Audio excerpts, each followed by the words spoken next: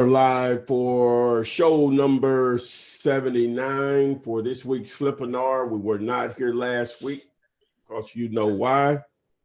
So I'll turn it over to Adrian while we figure out this Instagram. Why? So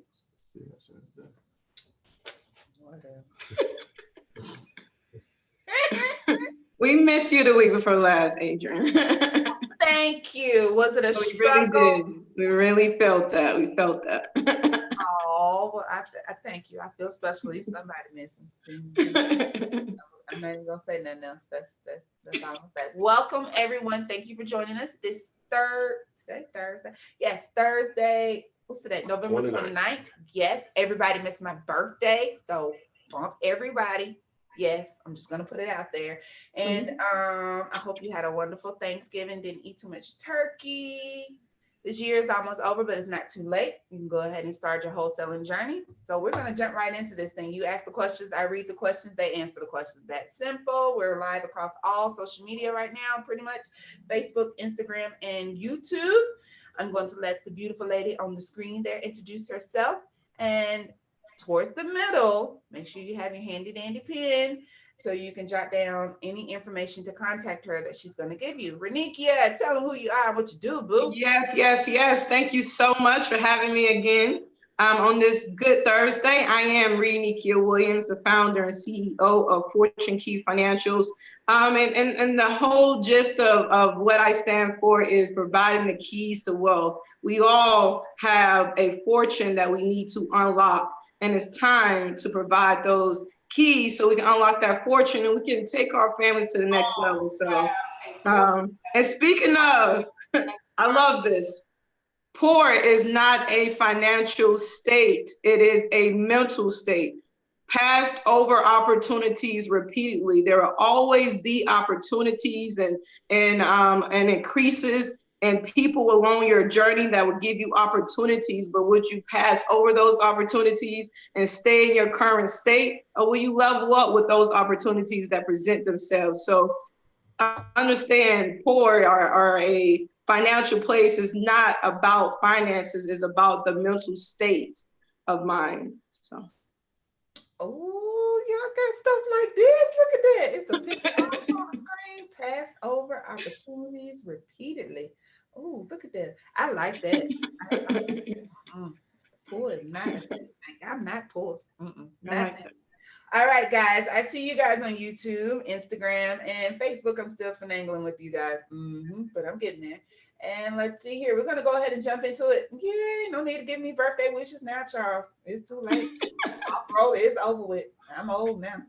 All right, let's see here. Ron, yes, Renikia's company is still offering financing. You filled out the questionnaire for a consultation and have not been contacted back. It's okay, love. We did just come off of the holiday weekend, Ron. Before we end, I'll make sure you know how to get in contact with them. Yes, send me an email and I'll get you on my schedule immediately. Sorry. Okay, there you have it. There we go. Let's see here. Chief REI on Instagram wants to know, do you need to pay taxes on your assignment fees? Not at the closing table, but it's a business. So you're going to pay taxes on it. It's your business. Seek out a CPA. Yeah. There you must pay, on the money that you make in your business. Crystal, where you at when we need you, boo? Crystal is our admin on the wholesaling real estate with the Flipman group, and she is indeed a CPA as well. You could ask her some questions. Let's see here. Barry Smith, I'm a newbie just gathering info. Well, welcome and glad to have you. Let's see here. Still flowing on Instagram. Vincent Gallimore. I'm jumping in full-time starting sunrise tomorrow. Go ahead then. Don't wait. I am she wants to know, what's the best way to go about wholesaling worldwide? Worldwide, not just local. Big dream. Screw out there, screw where you live. Screw the United States. Straight across all the way in Zimbabwe. Found a hut in Love it. Zimbabwe, sitting on 2 acres. Hey, It's worth 50 cents. We got it for 30 cents. oh, snap it. For 40 cents. There you go. Okay, but seriously, I guess she wants to know. That's I'll answer this and I'll let Ty piggyback on it. You know, the key to wholesaling worldwide, nationwide, is just having boots on the ground in the area where you're selling these properties. When you're trying to deal with people that you never touched, seen, felt, and people that's on the phone, there's, you never know what you get. You never know if these people are telling the truth. So, sometimes you're going to have to build a team on the ground in the areas where you are doing business in, unless you're going to fly out to these places and meet these people. But you can do this just moving and emailing contracts back and forth and getting people to sign off on things. But it's that trust factor as well, with you having a trusted team on the ground. I ditto that. Is that the way you say that? Yes. Yeah, I ditto that. He concurs. Yeah. All right, Chris is in the house. There she go. I see her. Thank you, Craig.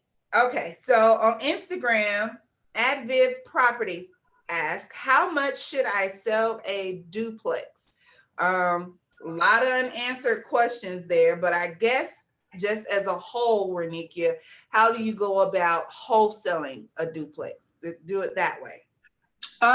Pull your comps, and see if any duplex have sold in the neighborhood. A lot of times, I know here in Atlanta, they don't really build a lot of duplexes anymore, but they're like duplex communities. So, you can almost pull comps in those areas to see what those duplex went for. And that's kind of how you formulate the as is value.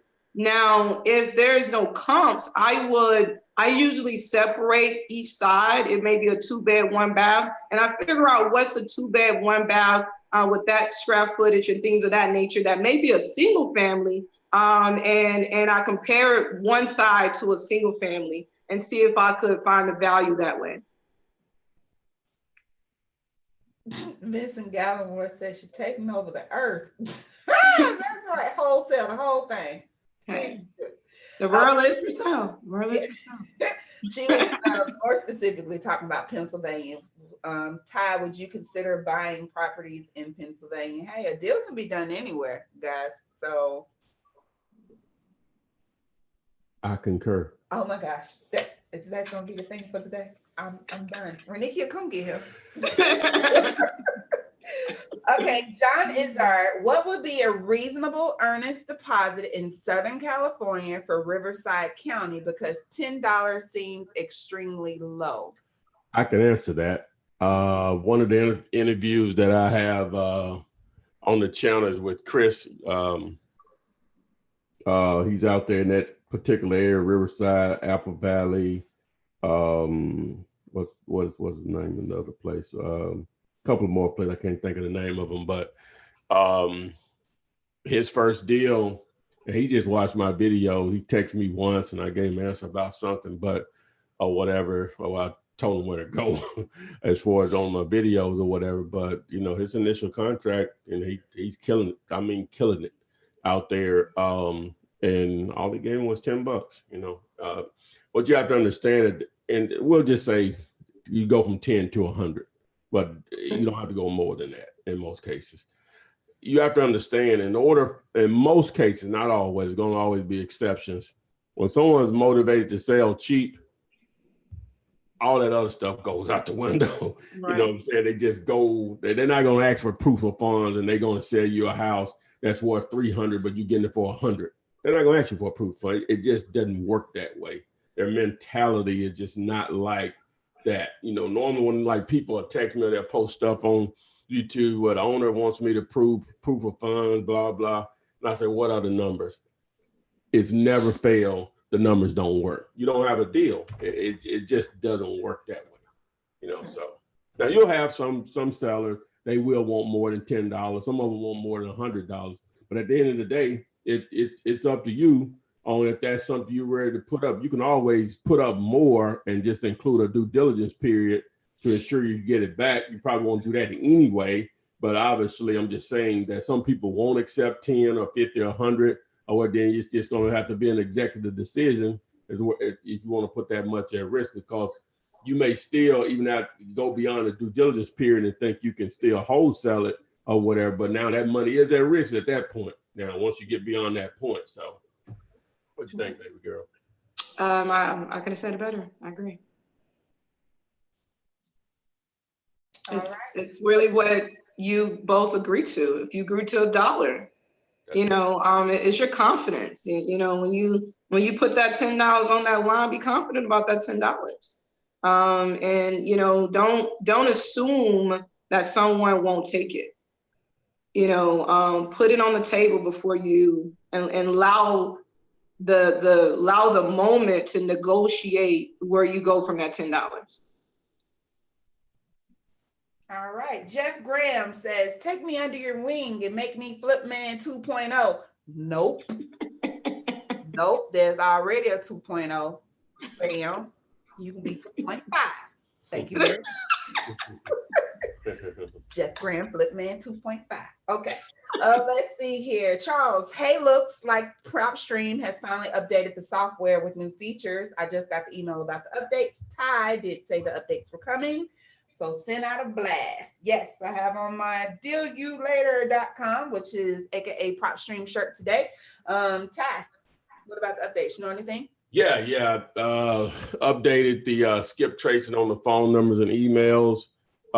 With that, some other things with the filter. There should be a video coming out that's going to come directly from them, but I'll probably do something also with one of the guys to because I like to just get a little bit more in depth on the way I view things anyway, which most wholesalers view the same way. So yes, I told you it was coming. So there's another update, so if you canceled it, you might want to resign. You want to get back in. All right, it's a good tool to use. It only works if you use it, guys. Yes, there is a monthly subscription fee for it. It's not free, but the money that you can make using dealyoulater.com justifies that monthly price. I mean, come on, guys. It's worth it. Takes a little money to make a little money. Scared money ain't gonna make money. It doesn't take a lot of money to make money in this business, but if you do have that extra to put towards it, this will be a good investment for you. Carl, the tactician, hand clap. He has a house under contract for $13,500.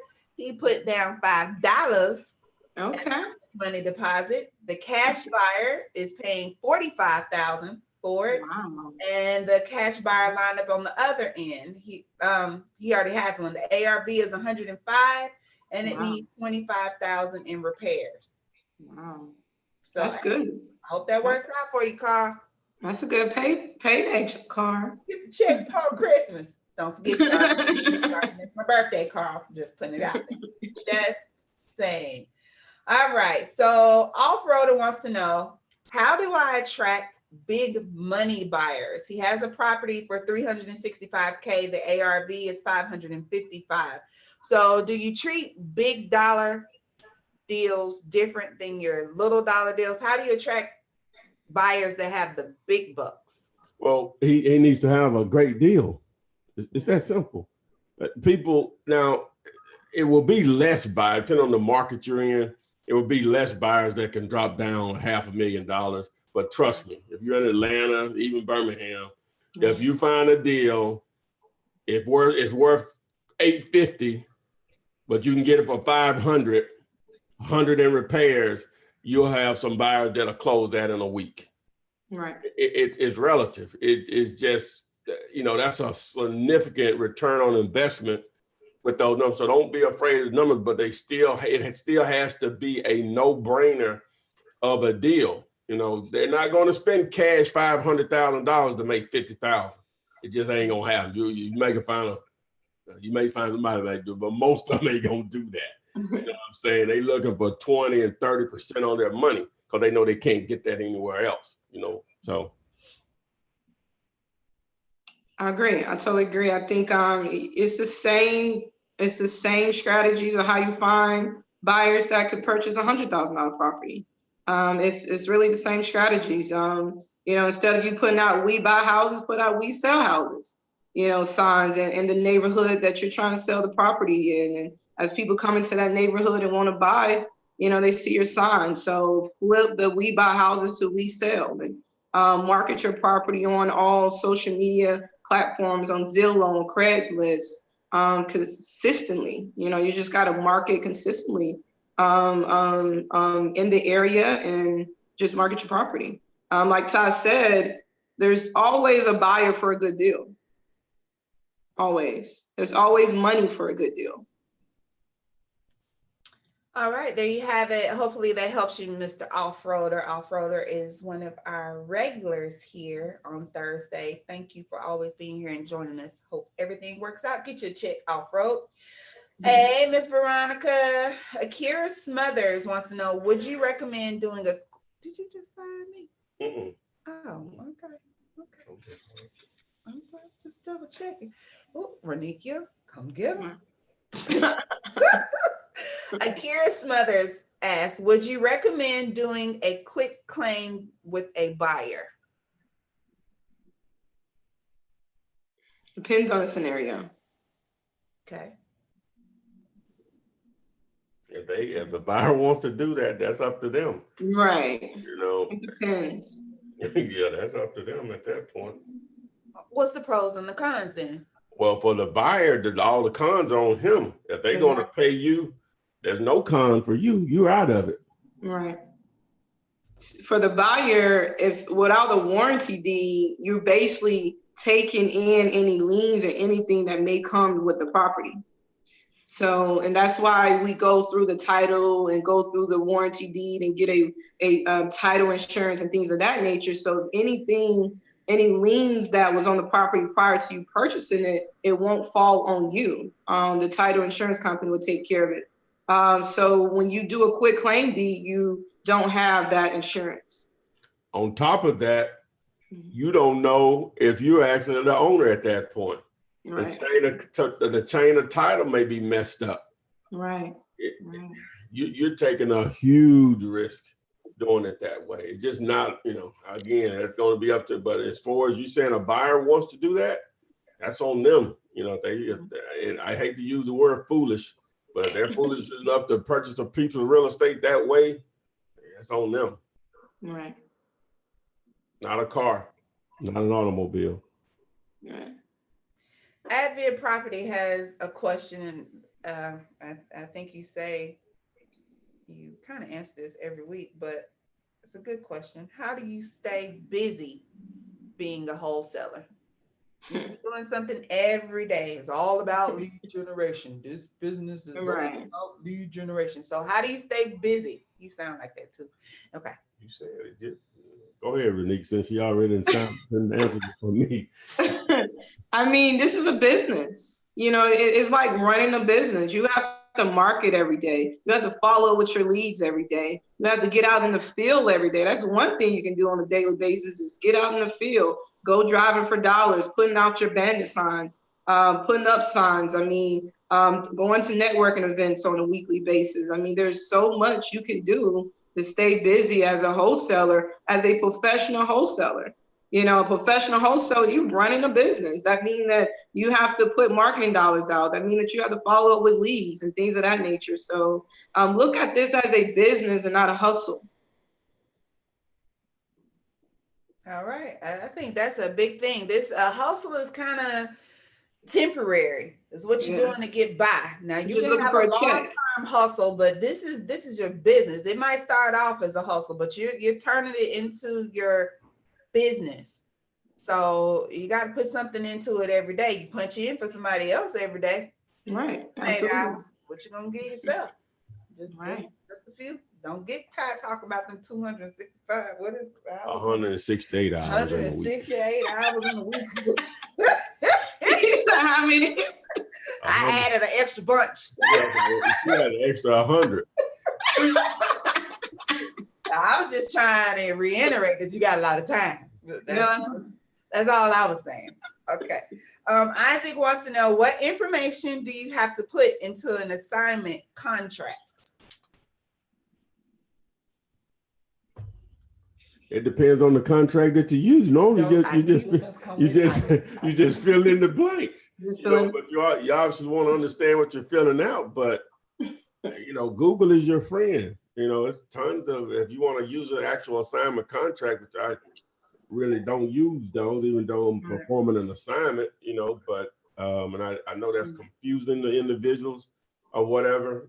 But to answer your question, just fill it in the blank. Who's the assignor? Who's the assignee? Who's the seller? What's the amount of the assignment? It just depends. Some of them going to have some information that's needed, whereas some others are not going to have information. So it just depends on the agreement you're actually filling out. So. Right. Okay. Nellie Lee, welcome. Glad you can join us. It's our first time being on. Also, We Buy House All Cash on Instagram says this is the first live show. Welcome, guys. We're here every Thursday, 6 p.m. Central, 7 p.m. Eastern. And you can always watch these again on YouTube. Ty is available across streaming sources such as, like iCloud, no, SoundCloud, no, iHeartRadio. Yeah, I'll put that up right now. Yep, brain farts. Yep, total brain farts. Yeah, you can access the pod. She's trying to say podcast on Apple and Android devices. You can access, how you can get on through flipmanpodcast.com, but on iHeartRadio and iTunes. So that covers most smartphone devices. Yep, Team Android. Yep. Yeah. Okay. Yeah. I'm sorry, guys. It's been a couple of weeks. I'm slipping. Oof. Oh my gosh. Yes. Bo Jovi. You can use Flipman's contract in any state. And someone else asked, do you use the same contract for the seller and the buyer? Yes, you can. And for those asking where that contract is, it is available free to you, flipman.net. Put it on the screen right here. And he's about to throw it up on the screen. Did you really? There it is. I don't see it yet. No, wait for it. Wait. A little delay. Bam! That is. Download at flipman.net. Get my free one-page contract. Look at that dude holding that contract. Y'all see that? Look just like mine. I love it. All right, jumping right back into the questions. Drawn down, you're 19 and this information you put out is great. When I close my first deal, I would love to be on the channel. I would love for you to be on the channel. 19, there's no age limit to this. You do have to be a certain age to enter into a legal and binding contract with somebody, but beyond that, you're good. You can learn the info and make you some money, honey. Let's see here. Tommy Brown wants to know, do you put personal phone numbers on bandit signs or a Google voice number? Do you advise using a Google number with the area code, which you are wholesaling in? So the whole number game. You don't want your personal phone number on a bandit sign. I'm gonna answer this for you. Reason being, if you're new to this, bandit signs are an excellent way to market your wholesaling business. You can post them up on every street corner, make them visible, but not too visible, as Ty says. But bandit signs are also illegal everywhere. I do not care where you are. You could very well be in a municipality where someone could call you. You don't want them calling your personal phone. So I would highly suggest that you subscribe to a Vumber or Google Voice number, set it up some other kind of way. 1-800 numbers are also kind of hard to remember. Right. You want to keep it simple. People only have 3 to 5 seconds to read your sign as they're passing by. So not having to remember what area code, just thinking I can just dial straight. Just put the 7 digits, 555, 1, 2, 3, 4. Yeah, some markets, they got multiple area codes. But you know what? Y'all didn't ask me questions. Y'all asked Ty. So Ty. No, I'm just saying, like, here we only have one area code for this particular area of Alabama, but in Atlanta, you got, 4 or 5 area codes? Yeah. Mm-hmm. So you have to, well, we get your point, though. Yeah. So. Excuse the helicopter. But you're right, though. You got to remember think about what you do when you pass signs, how quick you pass them. If it's something that you are interested in, do you remember everything that's on that sign? So, making your sign visible enough that it can be read and remembered in 3 to 5 seconds. And a 1-800 number is way too much to remember. Anything? No. Okay. So someone wants to know, Ty, is the no excuse bundle package still available? Yeah, you can just go to, and I hadn't been promoting it, and I got a few more left, and I hadn't been promoting them, but just go to startersigns.com. That's startersigns.com if you want to access that. I should have created a thing for that, but that's cool. We'll get it next week. Someone asked, what is the cartoon man's name? That's Flipman. He got his name on his shirt. That's Flipman. That's Flipman. That's Flipman 1.8. like on the movie Life, he said, Billy, can I have one of those pipes? He said, how do you know my name? It's right there on your shirt.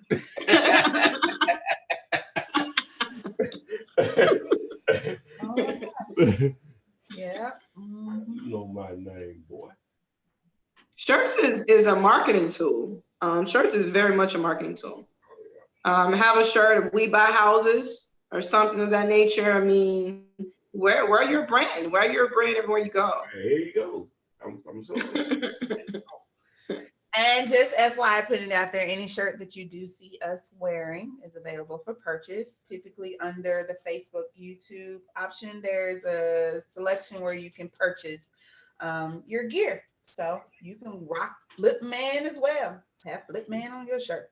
It's a conversation starter, guys. That's Absolutely. pretty much it. You just want somebody to ask you, hey, what does that mean? Let's see here. Ty, so you have to write your number on the bandit signs, or will they print it on the sign for you? Okay, this is in regards to the starter signs. Yeah, you would actually write in on these bandit signs, guys. If you want pre-printed bandit signs, you're more than welcome to visit Dirt Cheap Signs. Is it .com? Yeah. .com. But I suggest that you most definitely call, mention Ty's name, and you can save 5% off of your order. DirtCheapSigns.com. But if you want the starter sign no excuses bundle package that includes Ty's ebook, visit the website, and yes, you will have to write in your number. Let's see here. And William Whitfield, tagging on to advertising, wants to know, do you carry business cards when you wear your advertising t-shirts? I can probably say Ty does not. I should. That's a good idea. I should. You're right. You're right. Gotcha. You're right. Gotcha. But that would be an excellent thing when somebody asks you, hey. Yeah, you know what? That's brilliant. Right. So that is brilliant, because I get people asking me when I wear one of these shirts here, they all, you know what I'm saying? Yeah. And that is brilliant. It is. I have one of my colleagues created like small postcards. So and it's like a big business card. So absolutely, having those business cards and pass it out as you pass people along the way is brilliant. Okay. Instagram. Lee's Hearing wants to know, what's the best way to reply to a seller asking how did you get their number? The answer to this is going to be the same to how'd you get my address, how'd you get my phone number, how'd you find me, all of that. It's public information. Well, the phone number, can you really say that about the phone number? Well, you can. They don't know. Well, my number's supposed to be private, but I just let them know that's what I do. Right. You know what I'm saying? My job to find you. Yeah, my job is to find you. That's what I do. I try to say it in a jokingly manner, and hopefully they take it in that way. That's what I do. That's how I eat. So. Okay. Renikia, Billionaire Miami, wants to know, how do you see the real estate market in 2 years? Booming. Is real estate is hot. Real estate is, in my opinion, real estate is one of the most, technology is booming too. One of the most hottest asset classes you can put your money into right now. You know, there's a lot of areas. I know here in Atlanta, we're growing. There's a lot of cities that's growing. You want to position yourself in these cities and own land, own houses. So, yeah, we haven't hit the peak yet. I don't. Yeah, get in. Do you want your staple answer? What is that? About real estate? Oh, well, whether it's booming or not, it's not free. You know what I'm saying? So the people gonna be either paying rent or they're gonna be buying. They might be buying a little less if something happens or whatever. Whatever happened back in 08 or 09, I don't think it would be the same thing. It's gonna be something in a different form. But at the end of the day, it's not free, and people paying for it in some form or fashion. What you have to do is just adjust to the market, whatever is happening. Right now, there ain't no adjustment. You just getting out there, just making it happen. If an adjustment comes, you just need to adjust to it. As long as it's not free, there's going to be transactions, which means there's going to be opportunity to make money in a lot of different ways. You just have to adjust with it. Is that simple? Yeah, well, if we can predict the future, Renika and I and Adrian wouldn't be on this show. We'd be doing something else because we got a whole nother business we can be working this even anything you think that we can predict the future. Okay. I mean, even in 2009, it was a disaster, but it really was a gold mine. Oh yeah, that's the one. Blood is on the street. It's trying to buy. Yeah, a lot of cheap real estate. A lot of everything was cheap. Yeah. Right. You know, so yeah, there's always a blessing in the mess. Okay. Let's go with. I'm kind of tag these questions into each other. What happens? This is from Avery Rogers, and then someone else wanted to know how are they safeguarded in the contract. Avery Rogers was, if I don't get the house sold by the 30 days, can I be sued? And then I guess the next question was, how are you protected in the contract? So I guess putting those two together, after 30 days, you haven't found a buyer, what happens? Well, I'll jump in and let Ty finish. How do you protect yourself in the contract is during the due diligence period. The due diligence period allow you to do your due diligence, to run your numbers, do your get your contractors and people out there. So if anything is wrong with the house or anything within that due diligence period, it gives you the right to back out and not lose your earnest money and not forfeit your earnest money. Anything after that due diligence period, you will forfeit your earnest money. Now it's up to the seller to give that earnest money back to you, but they're not obligated to give you your earnest money back. So worst case scenario, if you cannot perform, the most that they can really take from you is your earnest money. You can be sued for anything. True. Doesn't mean they have a valid lawsuit. Yes. And an attorney is not going to take a case like that on pro bono, like it would be like for a car injury or slipping in Walmart or something. So, but again, you can never think you can't be sued. Right. I was just telling Adrian, a lady sued me on a lease option deal. Mm. She gave me a non-refundable down payment and didn't make one payment. Mm. Because she wasn't making payments and I was being too nice about it, right? She give me every excuse in the world. That's why I don't like to really fool with them. I'm too soft for that. She knew she wasn't going to pay me. Guess what she does? She tried to sue me because she said the wallpaper in the bathroom was peeling. Wow. It peeled. I hope you all can see that. Maybe just like a corner of this off in the corner of one of the inside the walls. A peel is a peel. And so I'm like, are you kidding me? But she didn't show up in court or anything or whatever. That was just her way of delaying staying there for free or whatever. She got another 3 or 4 months out, but but in that time frame, I was responsible for still making payments to the actual owner.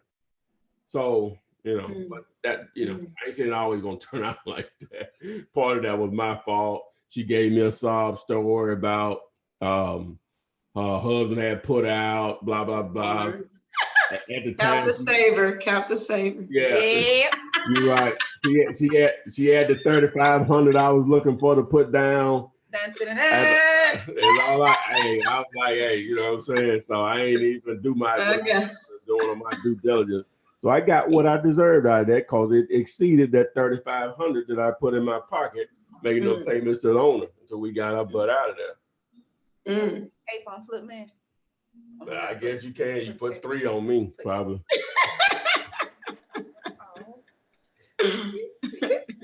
Okay, so let's see here. Lori wants to know, would you suggest wholesaling houses before wholesaling commercial properties, or can I just jump right in with commercial, and does it take a lot of money to do? So I guess let's establish what's the difference between commercial and residential. A lot. I'm gonna let Ty handle that. A lot. Okay. First, with commercial, see, with houses, you just have houses, right? With commercial, you have multifamily, which is 5 units or more, right? You have hotels, motels, street retail strip centers, single tenant, warehousing, self-storage, office buildings, medical office buildings, probably the raw land commercial. So you can just go on. And all of those are different in how you evaluate. They have some similarities, but they're all different. Okay, that's the first hurdle. You got to determine what you're actually even trying to wholesale. So at the end of the day, you still have to understand what the end game is. The difference with commercial and houses, whereas with houses, they can be buy, fix, and flip or buy, fix, and rent. In most cases with commercial, it's just all income driven. Right now, the positives on that is that normally you're going to have more buyers to tap into nationwide, but the deals are harder to put together and they take a longer time frame. So when people ask me that particular question that she asked, how fast do you need money? If you need money fast, no question, houses is the route you should go. But my follow up to that is what prevents you from doing both of them if you can, but you still with commercial, you're going to have to narrow that down on what I'm going to target specifically, so. And finding those commercial buyers is there's a lot less fish in the sea when you're looking for commercial buyers versus looking for investors or retail buyers for a single family. And it definitely a lot of the artist money is 10 times higher. You would never get away with putting a $10 on a commercial deal, even $1,000, even 10,000, on a lot of these deals that's asking is $1 million plus, they're looking for 20, 30, 50,000, 100,000, not 100,000. Yeah, like 100,000 artist money and things of that nature. So just understand it is more expensive but it's the same scenarios, kind of similar to putting a residential deal together. You find the property and you find an end buyer. The key is there's a lot less end buyers for commercial properties that is just visible, but they are out there and it is doable. All right, I am Neef on Instagram. Hand clap. Closed this first deal today. It was a multi-family property. Neef would love to have more information on that. If you would like to share, you don't have to, but congratulations either way. Glad to hear that this business is working out for you. Way to go. Okay, so Talux, we're gonna go down the list for Nikia. Because I see it in here and they keep asking. And you're just gonna tag team it. We get asked all the time, but I'm gonna list some things. Can you flip a condo? Can you flip vacant land? Can you flip a mobile home? And how do you wholesale an owner finance deal? So let's tag. Let's just answer them all. Okay. About 15 people's questions. Yes, I mean, you can flip anything. Anything is flippable, in my opinion. And as long as you got an end buyer, you get it at the right price, anything can be wholesale. That's exactly what Walmart does. That's exactly what most of, these big name brand companies do. They wholesale things. And when you pick it up off the shelf, you're the retail buyer. So all those things can be flipped. If you got an end buyer who wants to purchase it. Owner financing. What was the question on owner financing? Wholesaling a owner financing deal. Well, yeah, it's just setting up terms. You set up attractive terms, and you can wholesale, because a lot of people will, and that's what I guess maybe once, but in all my least option failures, that's what I should have been doing, because I don't like to manage properties personally. I should have been just wholesaling the terms. But to answer your question, yeah, you can set up the terms, you can wholesale the terms. The down payment. There's a lot of ways to do it, but the down payment may be $10,000. You say, hey, it's $15,000 or whatever, and so you put that $5,000 difference in your pocket, but you just have to adjust the price with the what's going to be paid to the seller and whatever, and the monthly payments, and you're just out of it. You just assigning over the terms to whoever. It just depends on what type of deal it is. But to answer the question, yes, you can wholesale anything. Y'all can wholesale this show right now. Make me an offer. You got somebody else to pay more. I'm out of here. You won't ever see me again. Not live. It is for sale, so you can hold the bag. I like you. I like you. I'm out of here. You bring me a number. Anything be hold, especially when you go. I love it. Everything is for sale. I think I said for the 5th time. Come get him. Come. You wholesaling me too? No, I'm just saying. That ain't wholesale. You go with the show. You go with the show. Wow. They call it. Adrian can be wholesale. You don't need. Wow. Dang. Okay.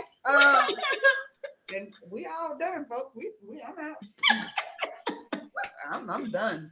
My value has been established. Number on your head. Okay. Advid property. I guess we should have explained this earlier. Is not quick, it's quit. And what is a quit claim deed? Google is your friend. Let me say it in the mic like Ty. Google is your friend. You can Google anything. I'm gonna pull up the. Go ahead. We're gonna go to the next one, and I'll pull up the. We'll pull up the definition for a quick. The actual definition here. A quick claim deed of the property. Hold on. I'm just gonna read it in my telemarketing TV voice. I don't know. I can't read it though. Goodness. Let me see. Is that it? I don't know. It takes a few seconds. Oh, it's blank. Go ahead though. Just read it. Just read it. I was reading it. A quitclaim deed is a legal instrument that is used to transfer interest in real property. The entity transferring its interest is called the grantor, and when the quitclaim deed is properly completed and executed, it transfers any interest the grantor has in the property to a recipient called the grantee. What that mean? Now that's a lot of legal jargon. That don't mean nothing. Basically, you just reduce the transaction down to like you're doing a selling a car. That's basically what you reduce a real estate transaction down to, like you're selling a car. You're not pulling any title. Well, they might pull a title. I'm just saying you're probably not going through an attorney, because they're normally not going to want to do something like that, because they know it's not the proper way to buy a piece of real estate. But the simplest way that I can explain it to you is like you reduce buying a piece of real estate down to the way you would sell a car. If you had the title to a car or whatever. Because with a piece of real estate, whereas with a car, you just have one title unless it's lost, and it just keeps getting transferred over and over again. Whereas with a piece of real estate, a new title / deed is created each time it's bought and sold. So, but anyway, but a quick claim deed, just look at it as you selling a piece of real estate like you selling a car. Right. And just to piggyback on that, it's pretty much your certificate of ownership. So when someone someone signs over a quitclaim, their interest to you, they're giving you their interest of ownership. So now the quitclaim deed is your certificate of ownership in this property. Can I ask a question for the layman's? For instance, you have a home, money is still owed to the bank, typical, little, but still owed to the bank. You and the owner sign a quitclaim deed. Does the bank not care about your quitclaim deed because the owner owes the bank money? You can't just transfer that bank's money over to me, right? Well, the finance is still in that person's name. Mhm. Now, what most, I'm gonna say all mortgages, as far as in the paperwork that you're signing, they have a due on sale clause, right? Right. And normally, if the deed is transferred, they're supposed to be notified that whoever has that first position as far as the lien, maybe even the second or third if they had one. Mhm. And it's up to the lender to make that call, that they can call the loan due. When you sign that in your mortgage agreement, they can call the loan due if the deed extends. So that's where you get into that subject to stuff. Which normally they don't care, because as long as the payments are being made, they're not in the lenders are not in the business of selling houses. They do it out of consequence. They're in the business of lending money and collecting interest. But they have to, sell houses because they have to take them back or whatever. So if that payment is being made on time, it's rare that they'll call that due on sale clause, calling the entire loan balance due or whatever. But, so to answer your question, did I answer that right? You did. Mm-hmm. Yeah. Mm-hmm. That was good. Mm-hmm. I was asking for the peoples. Yeah, okay. I'm on behalf of my peeps out here. Yeah. No, I'm getting wholesale and stuff. Okay. Hey, Flip Man, quick question. Is it smart to get a property under contract and start marketing pictures all over social media, or no? He asked me that. Wrong person. Do you have a technologically savvy seller? Yeah, that's what you have to sort of, you have to be aware of that. You know what I'm saying? Who am I dealing with? And there are ways of going about doing it without just blasting pictures all over the place. You can just blast the opportunity itself. And I never advertise an address online, right? I'll just say the area that it's in. And investors that buy in those areas, they know the area, you know what I'm saying, and what properties will command in a particular area. That's just me. I'll do pictures and, stuff like that a little bit, but I just don't go crazy with it or whatever. And but so that's just going to be a judgment call, because even if they're not internet savvy, it doesn't mean somebody that they know say, oh man, that's not my grandmama's house. You know what I'm saying? So, so you just have to be mindful of that kind of stuff or whatever. So, but there are ways to market a property without just marketing the actual picture of the property or whatever online. So, selling me my house and me my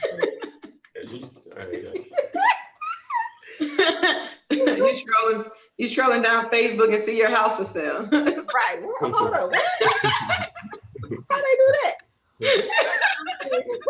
Wants to thank you for his 300 plus. Wants to thank you, Ty, for your 300 plus videos, for helping him get started, for doing over 20,000 a month in wholesaling profits in little over a year. These videos do work, guys. Who is this? David Thompson. Amazing. That's my man from I don't know where he's from. But from Florida. He's the ex Navy guy. David, where you from? Air Force. I'm sorry, Air Force. Get it right. All right, guys. So this is the moment you've been waiting for. You should have been waiting for it. I need you to get your pen and paper. I see the questions. How do I contact Renikia? What's her email address? What's her social media? What's her page? Now's the time. Renikia is going to. I need to add this. I need to add that to this thing. I meant to text you earlier today to add it to this thing from the pier right here. But we'll get it next week. But go ahead, though. It was the setup. You messed it up. Go ahead, Renikia. Just go ahead. No, I love this. Passed over opportunities repeatedly. look at this. This is an opportunity to really take your family to the next level and break those generational curses that a lot of our families are underneath. So this is an amazing opportunity. If you learn what we're teaching you all, you can really get out here and really begin to build generational wealth. So one of the services that I provide is helping you leverage your credit so you can find the money that is needed. Wholesaling, yes, you don't need any money or little to any money, but there's still money to be put into your business if you really want to take this thing to the next level. If you want to invest in real estate and flip your first property, what we do is show you how to find, fix, and flip these properties using 100% of OPM, other people money. There's power in using other people's money. I'd rather take my risk with someone else's money than take the risk with my own hard-earned money. So understand the power of good debt. Using credit and debt to invest in yourself is how you get the greatest return on your money. But to get in contact with me, you want to go to findmynextdeal.com. That will get you access to my site and put your information on our site so you can get an email on how to get started with leveraging your credit to receive up to $150,000 of unsecured credit. I'm across all social media platforms as well. My first and last name, Instagram, LinkedIn, and Facebook. And for anyone who had a quick question or who input their information on a site for a consultation, email me at funding, FUNDING, at fkfinancials.com. All right, guys, there you have it. I hope you have that information. Those that needed to get in touch with Ms. Renikia and or her staff, there you have it. I do apologize to those on Facebook. I did not refresh. I have some questions there. Crystal done cooked the whole dinner listening to the show. And got the baby is 3 months old. Look at that, Crystal. Oh, yeah. Baby growing up fast. Eating table food already. Oh no! Wow! Oh no! Wow. You better not be feeding that baby table food. Okay, so I can't scroll back, but the previous question from memory was: is there a price? She said, "I know you can ask a seller a price, and I know you can offer a lowball price that you're embarrassed. But is there a price that's so low that you would discourage a seller from even wanting to negotiate with you?" Huh? Can you offer too little, where you push the seller away altogether? Yes. Oh my God! And you do this long. Some things you don't even respond to. Yeah, sometimes they just hang up on you, but they say you sometime, and they say just them sometime. That's just gonna happen sometimes. You know what I'm saying? Cause they playing.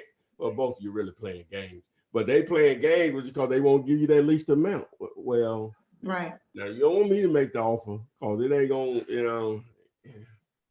you don't want me to make the offer. So, but I say that the goal is to get their least amount, whatever that is, and then you can decide whether or not it's gonna work for you or not. And if they reject my least amount that I offer, then my follow-up question is, well, how close can you come to that amount? And so if they give me a price, then, either the number's going to work for me or not. Now I'm going to still ask them, is that the best you can do or whatever? But sometimes they'll be like, you kidding? Y'all folks trying to steal my house, blah, blah. Yeah. Pretty much. Just a real quick story. This elderly man here in Birmingham, he's been calling me for years for my signs and stuff. And he don't know because sometimes the numbers change or depending on what I'm doing. But anyway, and so he'll just go off every time. You know what I'm saying? I'm going to call the police on y'all. Y'all need to be ashamed. You say you buy houses. I say, sir, I didn't say, we don't say we buy at any price you throw out there. So if your house is only worth 50 and you tell me $1 million, I'm still supposed to buy it? I go through the same thing with him every time. He calls probably once every 2 years. Hung up on out here. Y'all say y'all buy houses. You say you buy houses. You're just lying to people. Okay, so He ain't got nothing to do. Nope. Who if the seller has a realtor, do I have to use their contract or can I use the one-page contract? Typically, if a realtor is involved, you're going to have to use what they are providing. That's just the nature of the beast. It doesn't mean that it's not a deal. Doesn't mean that that contract is not going to work for your wholesaling deal. It's just that they're bound under different rules and regulations than you are, so they have to follow theirs. So does it matter whether it's a 7-page contract or a 1-page contract? Yeah, there's additional verbiage in there. Just make sure you read over it, make sure that you stay protected. Is that a good answer for that? Yeah. Yes. Okay, so Richard Lewis, I believe it. you believe it? Yeah. He's working on a wholesale deal for a 6-plex, 2-bedroom, 1-bath units. Comps in the area around $245K. Only one of the units is occupied. The current rent is $575. He wants to know, is $125,000 a good deal? And does he need to consider the rent? So how much you want for it? 125. 125. And what's the rehab to get the other units rented? Doesn't list any rehab value. So maybe as is, good to go. Well, it's all be relative to how much it will cost to rehab the other units and put tenants in it. Okay. All that matters. Yeah. Okay. Because he said that the comp is 275, and is that fully occupied?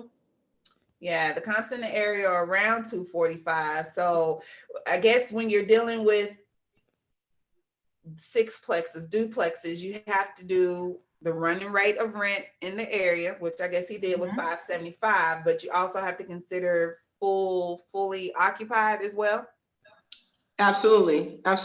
You want to consider it being fully occupied because that's going to determine the cap rate and the return on the money to make it pillable to the investor, but also how much it's going to cost to rehab it to get all the units rented is going to be an effective matter as well. If it's going to be a deal or not, because if it costs $20,000-$30,000 per unit to do that, is it worth it? Because it'll be more than what the property is really valued at. Okay. 1914 just bought the real POF proof of funds, and the amount that's on the bank statement that's provided is over $900,000. He wants to know, can he edit the bank statement to his offer price to the seller, which is $43,500? Do you edit that? No, you don't edit. That's why it comes in a PDF, because you don't fold. You can't edit the bank statement. That's no. Well, what was the question? The service that I'm associated with is it provides a POF, and they send out an actual letter that you can edit to put your name in it, and that's really the only thing you should edit. But it also comes with a bank statement that matches the letter, each month. Wow. And I said, no, you can't edit the bank statement. Wow.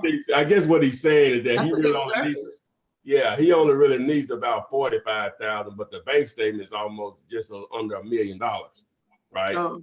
And so, trust me, they don't care about that. You know what I'm saying? They just want to know you got the money. It doesn't have to be the exact amount or whatever. Right.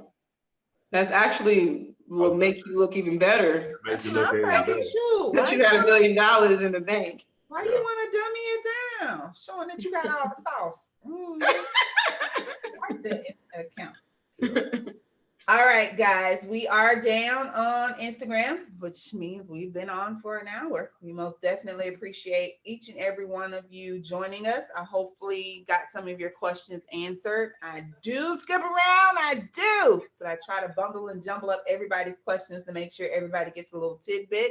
Remember that this video is available once we close out.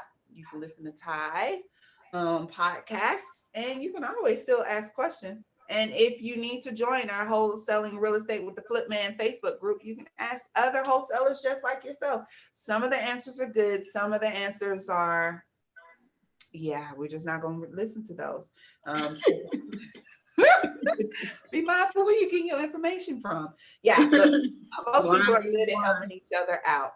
Again, fundmynextdeal.com to contact the beautiful Miss Renikia. Somebody said you was let me see here. It is a chicken wing, a turkey, a salad, it's a drink, it's a fries. There's a whole bunch of emojis on there. I guess that more than a snack, huh? More than a snack. More than a snack. That's more than a Thanksgiving right there.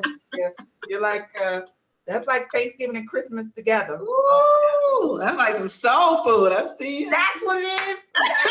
That's not a salad. That's a bowl of greens. Okay.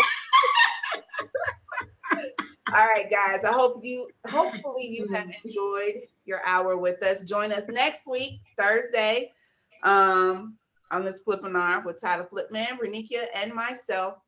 Thank you, and we will see you all on the flip side. Bye, guys.